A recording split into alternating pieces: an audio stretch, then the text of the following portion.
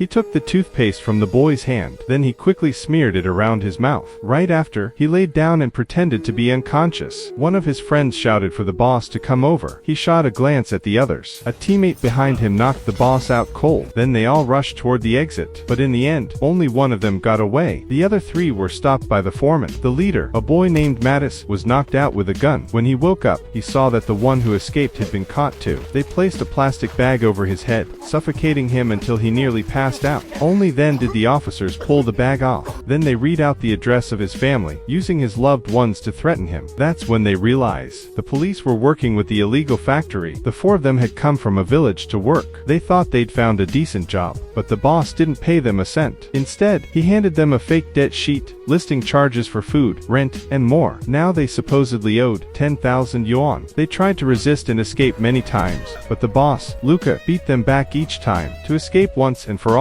Mattis went to Luca and offered a deal. They would double their work speed, but once their debt was paid off, Luca had to let the four of them go. Luca was surprised by his courage, but after thinking it over, he agreed. Under Mattis' lead, the factory output doubled every day. Luca began to admire him. He even let Mattis manage parts of the operation, and sometimes handed him the keys to open the doors. This made his friends feel uneasy. It started to create distance between them. Still, Mattis ran the place efficiently. Luca trusted him more and more. He even brought Mattis into other parts of the business. There were many others being held in captivity. They were planning to sell them off, but as they loaded people into the truck, one person kicked open the door and ran. Mattis chased him down and brought him back. Luca was shocked by his loyalty and trusted him even more. He gave Mattis full control of the trafficking operation. After a successful delivery, Luca handed him a 1,000 yuan reward. To make sure Mattis stayed helpful, he even gave him back his phone. The first thing Mattis did was call home, but instead of concern, his mom praised him. Luca had sent her for 1,000 yuan. With Luca leading him around, Mattis saw a different kind of life. This time, they were meeting Luca's boss. Thanks to years of loyalty and hard work,